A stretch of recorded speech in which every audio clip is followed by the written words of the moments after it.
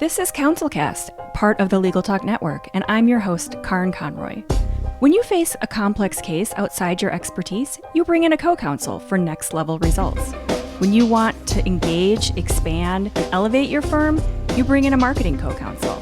In this podcast, I bring in marketing experts who each answer one big question to help your firm achieve more.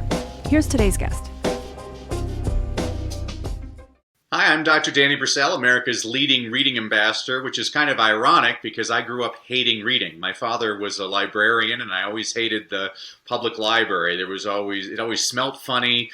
The furniture was uncomfortable. There was always some elderly woman always telling me to be quiet. There's always some homeless guy that thinks he's a vampire hanging out by the shelves. I always hated it. So now my mission is to bring the joy back in education and the workplace by transforming struggling and reluctant readers into more passionate and proficient readers. And I really thank you for having me, Karen. Oh, thank you for being here. I am also a proficient reader, and it's funny, your description of the library, because I've always loved reading, and so I love the smell of a library, and I don't necessarily love all the homeless people there, but it's just sort of part of the cost of having these free spaces, I think.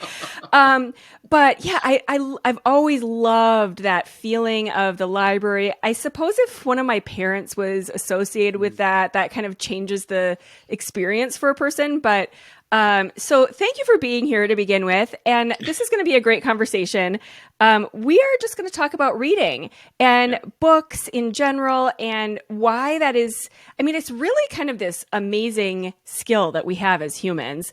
So today's big question is, why do you need to read more? And so we have the expert here with us. And I love that you're the what did you call your title? The reading ambassador? Yep. I love that. Reading ambassador. I love that. I think there are so many people who started out as kids and they just really didn't connect with reading. And is that part of your story? Yeah, definitely. I mean, I think that's one of the biggest problems. I think that schools do an adequate job of teaching kids how to read, but the question I always ask people is, what good is it teaching people how to read if they never want to read? Yes. I teach kids why to read because I've never had to tell a kid, go watch TV. I've never had to tell a kid, go play a video game. And I never want to have to tell a kid, go read a book. I want them to choose to do it on their own. And unfortunately, I think what happens is a lot of people, they get assigned reading in school. And that's what a lot of your audience, you get attorneys that are forced to read briefs all the time. And I know when I was in graduate school, I'd spend hundreds, almost thousands of dollars on books. Yeah. And I'd always at least throw in a John Grisham book. And people were like, why do you buy that book? And I'm like, if I'm going to spend $1,000 on books, I'm going to buy at least one book that I actually want to read. Yes. I think the balance, there's so many good things in there that you were just mentioning, but the balance of finding things that even out, because it is work for your brain, and evening out the topics or the subject matter or whatever that is, that's a really important part of reading for me. I read on average 100 books a year, and I can't read the same. There's certain kind of genres that are my favorite, but I can't read like 3 of those in a row. Even if they're amazing award-winning books. And so people will ask me if I've read a book sometimes, and I'll pull it up and I'll say, you know what, I checked it out, but I didn't read it. And that doesn't mean it wasn't a great book and it wasn't something that I would have liked, but maybe the timing was bad. Maybe I just read 2 in a row that were the same kind of thing and I had to skip it and come back to it. So I have a 4th grader, and she has this amazing teacher who, when we had our initial school meeting early in the year, she was talking about reading and how she really wants to foster this love of reading. And so we were having this conversation. I told her how I love to read, and she said, did you always? And do you think you were born with this skill? And I said, no. This is a skill that to me, it's like exercise. You really have to practice it. And so how did you go from kind of having, as a kid, not necessarily a love for it, to where you're at today? Well, that's a great question, Karen. I mean, I was really blessed. It wasn't until I started teaching in the inner city in South Central Los Angeles where I recognized, wow, I had a lot of advantages growing up that I took for granted. I mean, both of my parents were in the home. we were lower middle class, but we never starved to death. We always had food to eat. My parents always read to us kids. They read in front of us, and we always had plenty of access to reading materials. And when I saw a lot of my students didn't have those experiences, I thought, shame on me. And it really became a passion to me on how do I instill that love of reading. I hear people all the time, they'll tell me, I don't have any time to read, Danny. I'm like, oh yeah, who has time to read after you watch the game on TV, right. Have a couple of beers, go out shopping. I have a friend that's a time management expert, and I always give him a hard time for that title. I'm like, there's no such thing as time management. There's only priority management. Yes. What you prioritize, you do. Yes, absolutely. So I've had different times in my life as well where reading was not the priority, like grad school for one, and then when my kids were newborns for two. Yep. And I really think my brain was honed in a different direction at those moments. I've read a lot about what happens to women's brains when they go through pregnancy and when you have newborns, and they literally shrink. And I literally could not pick up a brain and a brain. I could not pick up a book and focus as well because I had newborns. So I had to then retrain my brains. And I did use some of those habit tracking apps. And I found, and I've told this to some of my friends who have kind of got back into the reading habit, set it for 15 minutes.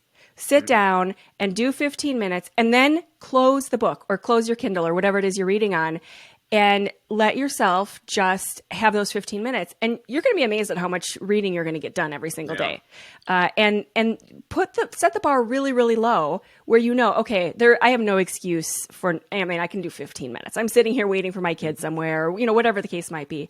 So did you do anything like that? Kind of do you have sort of a habit or an exercise of reading that you make sure that you kind of keep up, or what's your process for it? I love that question, Karen. So I think most people have one of these things in their pocket. Yeah. And if used properly, this is a wonderful tool. And so I'm not the sharpest tool in the shed. I'm always trying to learn things all the time. And what's great is on your calendar, you can schedule daily reminders to do things. Yep. And so, for example, I'm always impressed by people that they can sit there and quote scripture from the Bible with no problem. Yes. I've never been one of those people. Yeah. And so what I've been doing is so every day at 1:23 p.m. I get an alert because I'm trying to learn James chapter 1, verses 2 through 3. So consider it pure joy, my brothers and sisters, whenever you face trials of many kinds, because you know the testing of your faith produces perseverance. Wow, you just did. You just said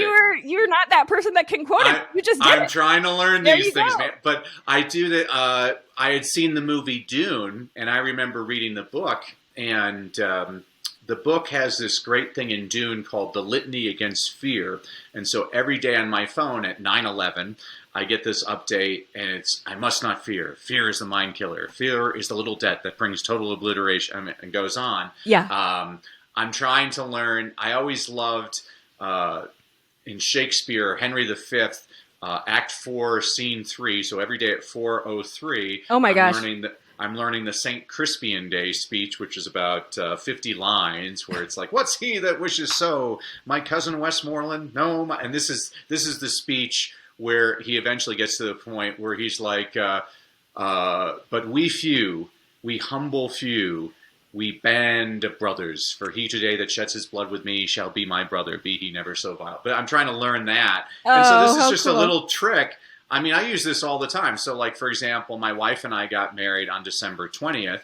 And so every day at 12:20, I have an update that says, tell your wife you love her. Yeah. And a lot of people say, well, that's not very romantic. I'm like, actually, it's very romantic. I actually do it. Most people have intention but never do anything. Yes. Every day at 10:30, I send an inspirational message to my 3 kids, usually just kind of some funny quote, and hey, I'm proud of you. I love you. Have a great day. But I mean, again, these are little things. One of the tricks I always give to parents and teachers is, whether I've taught all age levels from preschoolers to rocket scientists, and whether I was teaching my little ones or my older ones, every single day I read aloud at least 4 poems to my students every single day. It takes less than 5 minutes. But think about that. Over the course of 180 school days, I've exposed my students to over 700 poems. I mean, when I was a kindergarten teacher, on Thursdays, the kids would become poems because I make all my kids have to memorize at least 20 poems a year. Yeah. And it's a great way to differentiate instruction. So I get like Jose, one of my non-readers, he's like, I'm the Sitter by Shel Silverstein. Yep. He's like, Mrs. McTwitter, the babysitter, I think she's a little bit crazy. Yeah. She thinks the babysitter's supposed to sit upon the baby. Then I got Laura, one of my top students, and she's like, hi, I'm Mark Antony from Julius Caesar by William Shakespeare. Friends, Romans, countrymen, lend me your ears. I come to bury Caesar. Little girl, she memorized 50 lines from Julius Caesar. Where I got that idea from was the movie Kindergarten Cop. In that movie, Schwarzenegger gets his little ones to memorize the Gettysburg Address, and I thought to myself, I wonder if that's possible. Yep. I'm convinced. I'm just totally convinced, Karen, if I was a better teacher, I could teach calculus to little ones. 100%. The great thing about little kids is they don't know what they can't do yet. Right, exactly. It's the rest of our lives. I mean, your audience, you got trial attorneys. I mean, how many times have they been told what they couldn't do? Exactly. I mean, it's something, it drives me nuts. I mean, there's possibilities. Every day we have a choice. You can be the light or you can be the darkness. You can be Obi-Wan or you can be Darth Vader. I mean, choose to focus on the positive, not the negative. I love that. And just even all the visuals of these little kindergartners practicing these poems, it's such an amazing brain exercise. And so to come back to the analytical side of a lot of these lawyers, why they are sitting around, like you said, you painted this picture earlier of these lawyers reading briefs all day.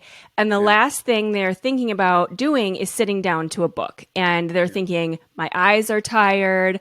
My brain is tired. I'm tired in general. I just want to check out.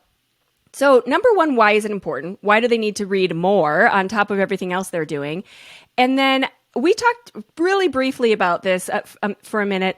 Why should it be fiction or poetry or, that kind of work instead of the type of thing they're reading all day at work, all the nonfiction, the hard facts and the, all of that kind of stuff?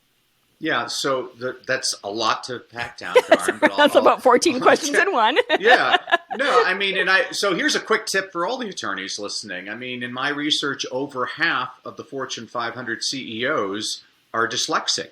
And people don't realize this. There's lots of reading disabilities out there. All of them are curable, and by far the most undiagnosed reading disability is dyslexia. And what people don't understand is dyslexics tend to process information at an auditory rate very high compared to other people. So one of the first things I tell people is put on an audiobook. Audible's fantastic. It counts. The research is very clear on this. It's just as good to be read aloud to as it is to read on your own. So I always tell attorneys that are trying to chill out a little bit, I mean, go on the Stairmaster or go for a walk and listen to an audiobook. It's one of the best ways to feed your mind. In terms of why it's important, I mean, I've read about plenty of readers that don't necessarily become successful or effective leaders, but I have never, ever read about an effective leader that is also not an avid reader, whether it's in, it can be in politics. Teddy Roosevelt, even when he was president of the United States, they say read 3 books a day as president. Oh my gosh. A lot of President Clinton used to say the way he would calm down was he'd always read like mysteries novels. A lot of people forget that President Kennedy was at a press conference I think it was around 1960, and somebody asked him what he was reading, and he said, I'm reading this great spy book about this guy named James Bond, and because of that, Hollywood bought the rights to the James Bond books and made it into a movie series. Oh my gosh, that's a great story. Yeah, I have all kinds of Cliff Clavin random facts. I love it. You got, wealthy people. Warren Buffett, one of the richest men in the world, he spends all day, every day reading. He'll brag about that. He reads all day. Elon Musk, depending on what day it is, I think is the wealthiest person in the world, and he reads a book a day. He was kind of interesting because he was bullied as a kid, and he spent all of his time in the library. He actually read every book in the library, started reading every book in the bookstore, just an avid avid reader. Yeah. Athletes, I was fortunate enough, I spoke at an event with Tony Dungy, won the Super Bowl with the Indianapolis Colts, and he was basically telling all these guys in the audience, he's like, well, how do you make it to the Professional Football League? Well, you got to go to college. How do you get to college? Well, you need to learn how to read. And he said, I'll tell you right now that most athletes have the same skill set athletics-wise. The people that coaches look for are the guys that are thinking all the time, and those are the readers. LeBron James, when the Miami Heat were in their first NBA Finals, I could have kissed him because they showed a shot of him before the game in the locker room reading The Hunger Games by Suzanne Collins. I love it. Oh, that's so great. You look at the military. General Schwarzkopf was fluent in 4 languages, and he could quote Shakespeare with no problem to you. I mean, these are the people. I'm always looking at leaders. Well, what is it that they're reading? Yeah. And I think I'm kind of in a roundabout way getting back to your question. They're not just reading, biographies. I mean, they read poems. Yeah. They read Shakespeare. They read the Bible. They read, and I think that we have to expand our definition of reading as well. I was with a 4th grade teacher, and she's like, Mario can't read. I'm like, well, Mario, in 1 hour's time, sent out about 20 texts to his friends. He emailed a couple of people. He surfed the web. He's highly literate. Yeah. She's using a definition from 75 years ago. Yeah. I mean, I was just doing a corporate training last week. I asked all these executives in suits, what was your favorite book growing up? And I'll tell you right now, Karen, 70% of the audience is like Fantastic Four, Batman, right, Spider-Man. Comic books count. Yes. And this is something I always point out to people. The research is really clear on this. It doesn't matter what you read. What matters is how much you read. It doesn't matter if you're reading James Joyce or James and the Giant Peach. People who read more read better. I can tell you right now, the little boy who only reads Captain Underpants is going to be a better reader than the little boy who refuses to read anything. Yes. Captain Underpants is the gateway drug to Shakespeare. Yes. So hopefully, in a roundabout way, I answered your question. You did. And I think there's so much value in recognizing, I will say, and I know you like kids' books too, and you have like lists of great, but there is so much going on in a kid's book, especially the books that my kids have been reading. And oftentimes it's like a 20-page kid's book, but there is a story they have to, and they don't dumb it down. They have to really strategically figure out how to address these stories, tell it also visually, because a lot of these kids, when they're 1 and 2 and 3 years old, they actually can't read yet. And so they're hearing the story, they're looking at the images. And so there's really no category of book that is not in somehow expressing and relating to some kind of human experience, whether it's... I completely agree with you, Karen. I Yeah. mean, the first book I used to read to my kindergartners was The Adventures of Tom Sawyer by Mark Twain. The first book I used to read to my graduating seniors was Oh, the Places You'll Go by Dr. Yes. Seuss. Yeah. And I want to make it very clear from day one, great literature has no grade level. I mean, I'll give you a great book that everybody in your audience should read right now. A picture book called One by Catherine Atoshi. It's about blue is a happy color. He wasn't vibrant like orange or regal like purple, but he was pretty happy being blue. Yeah. Except when red was when red was around, red was a hothead. Red would say, red is hot, blue is not. And blue would start feeling a little blue. Aww. Orange and green and purple, they always thought blue was good, and they wanted to speak up, but they didn't say anything to red. They never put red down. Well, one day one shows up, and red comes around and says, red is hot, blue is not. And one says, you can't talk that way to blue. And all of a sudden purple's like, yeah, you can't talk that way to blue. And all of a sudden green and yellow and everybody else, they say, yeah, you can't talk that way to blue. And now red starts to feel bad. They're like, no, we don't want you to feel bad. You can hang out with us, but we'll all get along and be nice to one another. And then the very last page says, sometimes all it takes is one. And I'm telling you, if I ever do a training for Congress, I'm going to start reading children's books to a lot of these people. I actually wrote a letter to the LA Times. They didn't print it because they're dumb. And because there was an article and it basically accused the president and Congress as behaving like children. And the gist of my letter was that is such an insult to children. Yes. Because children don't hold grudges. Right. You know, children, like, they get in a fight and 10 minutes later, like, this is my best friend. Yeah, right. You know, it's adults that hold grudges. Yeah. I mean, and no, I don't see how anybody in Washington feels like anything's ever going to get accomplished when you call each other jerks all the time. Right. And then all of a sudden you need somebody to sign your bill. Right. How's that working out for Yeah. you? I mean, it's one of the biggest messages I'm spreading around. We need to learn how to be able to disagree with one another without being disagreeable to one another. Yeah. I don't have to agree with and just really recognizing those differences. There's another really beautiful kids book that my kindergartner was reading called Twig that I know that you would love, and it's all about how the twig was one of those twig bugs that kind of camouflaged and wanted so desperately to be friends with all the other bugs, but they couldn't see him because it was blending into the forest and they couldn't see.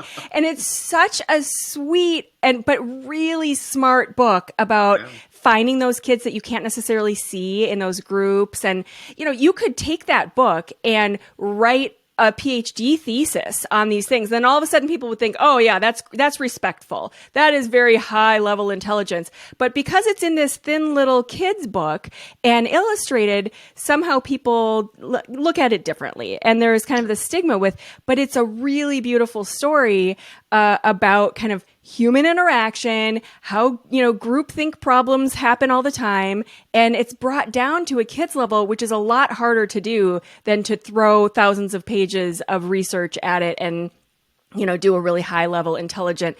I keep relating it in my mind to Apple design, where making things clean and simple and straightforward is more complicated than just throwing everything, and the kitchen sink at a design and just, making it, that's easier to do than taking away all of the clutter and all of that.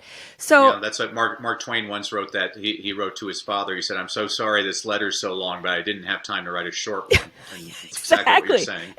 Exactly. It's much harder to abbreviate and keep yourself, succinct. So let's talk about, let's assume we've got some people who are at that mental point where they just haven't really picked up a book in a while and they're trying to think and they recognize that, okay, I know this is a good habit. So where are some good places to get started? What are some good kind of easy entry points to get that kind of muscle working again? And what are some good recommendations you have either for books or just in order to get that habit what's the word I'm looking for? Kind of activities. Developing a reading habit. Yeah, that's what I mean. I mean, I was very blessed. In 7th grade, my 7th grade reading teacher was a guy by the name of Will Hobbs, who became a best-selling young adult author. And Will was the first teacher to get me interested in reading. He had about 5,000 books in his classroom. And every day at the beginning of class, he would tell us what he was reading. We would tell him what we were reading. And the rest of the 50-minute period, we read.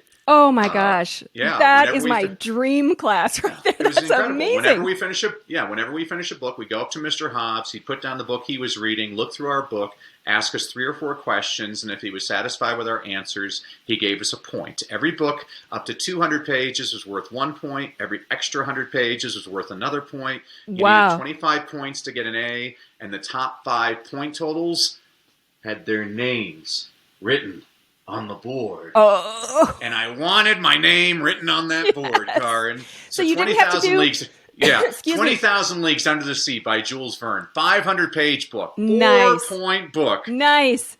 Also, an excellent Disney film starring James Mason and Kirk Douglas. And I didn't really feel like reading a 500-page book, so I took the book up to Mr. Hobbs. He asked me 4 questions. I learned a valuable lesson that day. Books ain't always like the movies. And guess what he did, Karen? He gave me the 4 points. And that's when I learned a great trick. Guilt works because I read every word of every page of every book from that point forward. Nice. Went well above and beyond what I had to do. I earned over 40 points in that class. He used the single greatest strategy, and this gets to the gist of your question, the single greatest strategy I've ever seen a person use to get a person excited about books. He found out what I was interested in. Yes. Which was football. And at least once a week, he'd come up to me with a football book. He'd be like, hey, Danny, check out this book on John Elway. I know you'll like it. Yeah. What are the odds I open up that book? In my experience, 100%. Doesn't even matter what age level. And the person might not read it, but they're going to open it. Also, in my experience, by the fourth time I do that with a person, they're going to try and read that book, because there's nothing more powerful than somebody significant in our life, a teacher, a coach, a pastor, a parent, an older sibling. So for your audience, we have a lot of litigators out there. So I was thinking about, because I love Scott Turow was an attorney, and on his commute, every single day, it was about an hour on the subway to and from work, and he would sit there on his legal pad, and that's how he wrote the book Presumed Innocent, and he became a best-selling attorney. You and I were sharing earlier, the guy that got me really interested in reading was John Grisham. I just love John Grisham. Yes. And a lot of people don't know, you included, you said, I thought The Firm was his first book. I'm like, actually, the first book he wrote was called A Time to Kill. He self-published that book. He self-published 5,000 copies. He only sold 10. His legal offices were stacked with his book. Nobody would buy.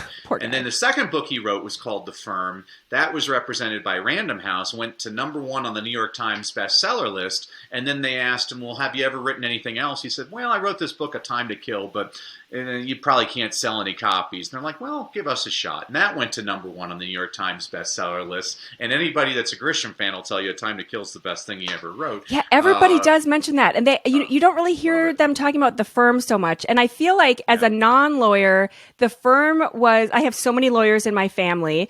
And I will also say that that's going to be the book recommendation that we'll link to for the episode. But The Firm, when I read that, I was like, why would you want to be a lawyer? I don't think it really paints a very nice picture. I remember some ridiculous number of hours a week that the main character was having to work, as like a lowly associate. And I was like, as long as you bill for him. Yeah, exactly. And I was like, okay, this is not for me. So you guys all have that. And that's what I'm always looking for. Well, because so I'd share with you, I have one of the top book clubs online, lazyreaders.com, and all of your audience is invited. It's a free subscription. Once a month for the rest of your life, I update it with 10 book recommendations. I love 3 or 4 adult level, 3 or 4 young adult level, and 3 or 4 children's level books, all under 250 pages, so you have something you can read when you're stuck in a boring meeting. But at one point, I had a bunch of attorneys asking me for book recommendations, and so I'm reading all these different legal thrillers and everything. Yeah. But nonfiction-wise, one of the books that just is one of the best books I've ever read is Helter Skelter by Vincent Bugliosi. He was the prosecutor who prosecuted Charles Manson, the Manson murders. And that book, oh my gosh, I think it was about 650 pages, which is about 500 pages longer than I usually read. And I just devoured that book. I was just so gripped with it. A friend of mine, Patty Tannenbaum, her husband, Bob Tannenbaum's written about 23 bestsellers. And I think he was best friend. He used to be the mayor of Beverly Hills. He used to be best friends with Vincent Bugliosi. There's so many great legal thrillers out there. There are. So if you're an attorney and that's what you want to do, but maybe you're an attorney and you love Ohio State basketball, right? Well, then I encourage you to read about Ohio State basketball. I had a kid when I was teaching second grade. I had a boy, Kiara, and Kiara's first grade teacher told me, "Kiara don't know nothing." I'm like, well, thank you for that. Well, that's really Kiara, nice. Who don't know nothing, would come into my classroom. He comes in one day. He's like, "Hey, Mr. Brassell, you see Barkley last night? He had 18 points, 16 boards." I'm like, "Thank you, Kiara." From that day forward, every day after lunch, I'd sit Kiara on my lap, and we would read the LA Times sports page together. And would you know it, by the end of the year, Kiara was one of my best readers. And I'll tell you right now, Karen, that kid never read anything but sports, but he became a really good reader. Now, do I think you have to broaden, and we've talked about this, I think you have to have a much broader reading. I think it's important to read poetry. I think it's important to read a little bit of fiction, a little bit of nonfiction. You definitely need to learn how to read technically. When was the last time one of your attorneys was assigned, hey, I need you to read this novel? No, they're not as, you have to read briefs and things like that. Right. But actually, I used to work for a law firm as a paralegal, and it was almost as fun as when I was a journalist, because you get to learn all these new things. We used to represent large corporations with frivolous lawsuits filed against them, and it was fascinating just learning, all these little schemes that people were. I researched once the #1 workers' comp claim in America, 80% of workers' comp claims are carpal tunnel syndrome, Oh my repetitive stress gosh. injuries. Yeah. And I just learned all this. I learned that the reason when you go to the grocery store and the checkout clerk has wristbands is that's required by OSHA in order to reduce carpal tunnel. It was just fascinating. I mean, as an attorney, that's kind of cool. Or learning, if it's a murder and learning how. It's like watching CSI or something. Right. How does this weapon fire, and learning all the logistics behind that. I always found that to be the most interesting thing. And so people that think that they're not reading, I'm like, actually, you are reading all the time. You are. Yeah, you might not be reading the way we've defined it in the past. Yeah, and I think for me and a lot of the people I know, they're reading, but it's not quality reading, and they end up wasting time on their phone. Yeah. So they may be reading articles or really brief things here and there, but I found once I started really tracking it and making sure that I was reading books and setting my phone down. And I use a Kindle, so picking up the Kindle instead to totally block off all of those possible distractions, then I could say, this is a piece of cake. I'm clearly reading all day long, but that's emails and all that other, boring stuff that's not. But for me, it was important to have it be different than the kinds of stuff that I was reading all day long. And I know my sister-in-law is a judge. She can't watch those kinds of shows on, because it's like watching work, so she can't watch kind of like police mystery shows or like CSA, like you were describing, the stuff that the rest of us look at and think, oh, that's kind of different and whatever. That's her work all day. So that's the last thing she wants to watch. So for that reason, I feel like it's important for you to find that thing that really, especially for me during this pandemic, has been kind of transforming me into a different place, feeling like I'm not sitting here stuck in my house, for these last 2 years. Right. And so I read a lot of things that are in totally different parts of the world, totally different times, different times in history, places where I'm like, okay, I am, when I get really into it, I am there. And, when you were talking about the audiobook, I was going to come back to that too, because I know a lot of people who only listen to audiobooks, and they downplay that and somehow downgrade that, kind of along the lines of those kids' books. And for me, when I really get into a book, I don't really even see the words anymore. I'm hearing it. So I don't see any difference. Yeah. And, in calling it reading, whether you're listening to it or you have the physical book or you've got it in your ear. So it all counts. It's all important. And whether you're hearing it from an audiobook or not. Yeah, the last book that I wrote, here, I'll plug my last book. This is called Leadership Begins with Motivation. So when I was a middle school teacher, Karen, I was the only teacher in the history of my school not to have any students that were tardy. And it's because I always started off my class, I'd read aloud a Paul Harvey story. I don't know if you're old enough to remember Paul Harvey. I grew up listening to Paul Harvey on the radio. Every day at 12:15, he'd come on and say, I'm Paul Harvey with the rest of the story. He passed away about 3 years ago at the age of 325 years old. But my kids always loved listening to his stories because they're always about 5 minutes long, and you're trying to guess who's he talking about or what's the company he's talking about. But I realized that a lot of the stories I was reading was about like the founding of Sears Roebuck. Well, my kids didn't even know what Sears and Roebuck were, so I'm like, oh, I need to write a more modern version with updated people that the kids would actually know about. So if I may, I'm going to share one real quick. I love it. So this is just a quick one for the kids. So on the morning of January 17th, 1977, Gary Gilmore, in a plain T-shirt, strapped into a chair with a bag over his head, awaited a firing squad of 5 law enforcement officers to execute him at the state prison in Draper, Utah. Convicted of murdering a gas station employee and motel manager in Utah the year before, Gilmore would be the first person in the United States to be executed in nearly a decade. Shortly before his execution, prison officials asked Gilmore if he had any last words.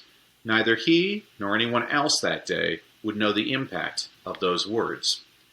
Over 10 years later, in 1988, Dan Whedon, an advertising executive who co-founded the Whedon and Kennedy Agency in Portland, Oregon, made something of a morbid pitch to a struggling fashion company. He recalled the inmate's final words and used a slight variation for his pitch, and seemingly everyone hated his idea for the company's new slogan. Just trust me on this one, Whedon implored the company's co-founder. And the co-founder, his company, and the public have not looked back since. The co-founder's name was Phil Knight. The struggling brand he co-founded was a shoe company called Nike. And advertising executive Dan Whedon slightly altered death row inmate Gary Gilmore's final words, "Let's do it," into the phrase, "Just do it." So that's the way. I love it. And these are the types of stories, even with my 3 kids, I like to, because my dad did that when I was growing up. My dad was an American history major, and he always gave us great bedtime stories, and I think this is a lost art. I think absolutely. It's a tip, and you can do this with your kids and your husband too. So my wife and my 3 kids and I, we all have different books, and so my wife and I, she's into this series by Beth Brower called The Unselected Journals of Emma M. Lyon. They're just great. They're like take place in England. They're lots of fun. My oldest daughter and I are reading. What's it called? It's called Shadows and Bones. It's this futuristic. It's not really futuristic. It's this fantasy kind of story. My son, he's into the Civil War, and so we're reading The Killer Angels by Michael Shara, which is about the Battle of Gettysburg. It's one of the best books I've ever read. Oh, cool. And then my youngest daughter, I don't know why she's into literature. She's making me, I hate The Great Gatsby, but she's making me read The Great Gatsby to her. And at least on this reading, I've always hated the story, but at least now I'm like, oh, F. Scott Fitzgerald, the guy really knows how to write a sentence. Yes. Beautifully written. It's just, I hate the story. But it's such a good exercise to read a book that you hate, though. I mean, to just get in there and kind of push yourself through it, especially if you know there's some reason you're doing it, not just to read it just to kind of punish yourself, but for some reason, whether it's just to kind of bond with your daughter or there's something in there that you're going to get out of it. The fear I have about that, Karn, is because I'm trying to get people interested in reading and stuff. And it's one of the things that drives me nuts about America is we're taught to finish what we start. I'm like, well, that's silly. Yeah. You know, if you're reading a book is like eating a piece of food. If you don't like the first taste, it's probably not going to get any. You're like, yes. Oh man, that's nasty. Maybe it gets better. Oh man, it's still nasty. If you don't like the first chapter, you're probably not going to like the second chapter. Read something else. That's right. I have a rule where I give a book 30 pages because sometimes usually I can tell within the first 5 or so pages. I can often tell in the first paragraph. I can tell for sure in the first paragraph I'm going to absolutely love it. Like if I just feel like I'm sinking right in. I'm like, oh, what is this? For sure the first 5 pages. And by page 30, I know 100%. And so the idea of having that stack of books on your nightstand is really kind of sad because there's thousands of books written every year. That's right. And so why are you letting those be the hurdle between you and something that you're going to love? So give it 30 pages. And here's my other tip that really was a game changer for me. I've got a Kindle, which I swore up and down for years I would never do. And I absolutely love it because I carry it around with me all the time. And all of my books are library books. So I check all of my books out through the Libby app connected to the Kindle. Yeah, and Libby's phenomenal. I love it's Libby. Amazing. and the library shut down during the pandemic. So I couldn't have got physical books. So my idea of reading 100 books a year, if I didn't have rules around it, that wouldn't happen. If I had to pay for all of them, I wouldn't read that many. And so that's thousands of dollars that I'm not spending on books every year because the library is one of the society's greatest inventions, in my opinion. I completely agree. Amen. I'm the Baptist in your front row saying amen. Right. Awesome. All right. So we covered your book recommendation. We were kind of covering it. It's A Time to Kill. We, of course, are going to link to your website, also your Lazy Readers book club, which is amazing. You mentioned as well. So what's one takeaway that you'd like the listeners to get from this episode? Well, as a thank you for them bearing with me this hour, I wanted to give everybody a complimentary copy of my book, Read, Lead, and Succeed. So if you just go to freegiftfromdanny.com, and I know you'll have it in the show notes, freegiftfromdanny.com, you get a copy of Read, Lead, and Succeed. It's a book I wrote for a school principal who was trying to keep his faculty positively engaged. So I said, okay, I'll write you a book. So every week I give you a concept, I give you an inspirational quote, an inspirational story, a book recommendation on a book you should read, but you're probably too lazy because you're an adult. So I also give you a children's picture book recommendation that demonstrates the same concept. You can read that in 5 minutes. We need people more excited about reading, because the more excited you are to read, the more likely you are to read, and the more you read, the better you get. Now, I know all of your listeners, people that listen to podcasts, are generally people that want to get better in all elements of their life. So I think it makes you a better person. Absolutely. Yeah, well, you can really, for me, when I get inside, especially a fiction story about another person in another time, I really feel like I can understand it at a level that you could maybe sort of get a piece of in a movie, but it's just not quite the same when you're hearing the words inside your head and it's going on for, all those hours that you're really dedicated to that book. You really, you really can't pretend like that you're just kind of this isolated person and you don't understand other people's experiences when you're reading. And isn't that the most important thing about being a litigator? I mean, yes. What I love about the law is it forces you to consider multiple points of view. Yeah. And that's what I love. Among my many hats is I'm a visiting distinguished professor at the American University in Cairo. Say that. That's a long one. And before the pandemic, I was in Cairo for a month, and I liked going to different schools and doing programs for parents. And so I went to this Muslim school. It was 2:00 in the afternoon, Karin. 400 people showed up. I couldn't believe it. It was like the Muslim Brotherhood. All the guys had the long beards. All the women were in burqas. Yeah. And we were talking like you and I are talking right now. And I thought, shame on me. And it was like the greatest speech I'd ever given. I started off, I said, well, I was reading this book. Have any of you ever read the Quran? And they all laughed. I'm like, oh, well, then you know the story. When the angel Gabriel appears to Muhammad in the cave, what's his first instruction of Muhammad? Because the first pillar of Islam is to read. And so I looked at them and I said, so not only should we get your kids reading, it's actually written in your holiest of texts. It's your duty to get your kids reading. And I had 400 heads doing this, and I'm like, oh my gosh, who would have thought the Christian guy's ideal audience is the Muslim school? Yes. I mean, it was incredible. But the whole point of that story is I had a lot of preconceptions, and it wasn't until having exposure, and a lot of those exposures I get now in books. I mean, when I read The Kite Runner by Khalid Hosseini, it was one of the most beautifully written. Oh my gosh, it's beautiful, so beautifully. There's a great line in that book where he writes, "Children aren't coloring books. You don't get to fill them in with your favorite colors." And the point is, our job as parents is to fill the kids in with their favorite colors, not our favorite colors. Yes. But that's what I love about reading, is it forces me to consider different points of view. Yeah. And if there's one thing I would really suggest to all of the audience here, especially being attorneys, is you should always, it's just like, I'm kind of a contrarian, and if I'm in a room full of Republicans, I like to be the Democrat. And if I'm in a room full of Democrats, I like to be the Republican. Actually, now I don't really care. The two best things I did during the pandemic was I stopped watching the news because it was negative, and I bought this spray bottle. So now whenever somebody talks to me about politics, I just spray them in the face. I'm like, no politics. I like solutions, not gripes. Right. So,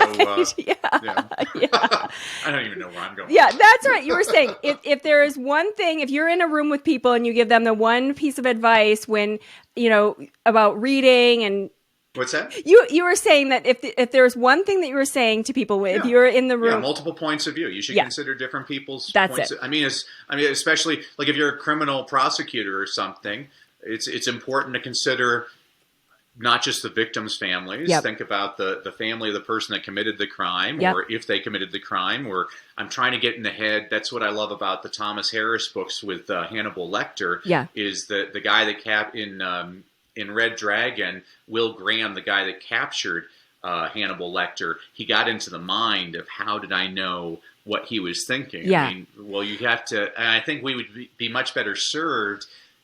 The older I get, and I'm getting pretty old now, the more I realize I don't really know that much. Right. And I can learn a lot. I need to shut up and listen to people. Yeah. And I might not agree with them, but I will consider their point of view. Yeah, and that doesn't even get into the thought process of a jury and all of those people on a jury, and then there's the judge, and there's, how all of these different people are going to process all of those details. I mean, there is so many layers there that if you're not thinking about it, you're just not going to do a good job. Like it's just, really needs to be part of not just your job, but your life in general. So that's a great place to just to end it. I think just kind of being a human, it makes you a better human. So Danny Brassell, thank you so much. Dr. Danny Brassell, thank you so much for being here. We could go on for hours probably talking about books, but I just think it's such an important part of people's lives, and to make sure that however you can to find a way to bring it in and make you a better person. This was a great conversation. Thank you so much for being here. Thanks for all you do, Karen. God bless. Thank you for listening to this episode of the CounselCast podcast. Be sure to visit our website at counsel-cast.com for the resources mentioned on the episode and to give us your feedback. If you enjoyed this episode, I would appreciate if you could rate and review the podcast on Apple and subscribe to your favorite podcast platform. See you on the next one.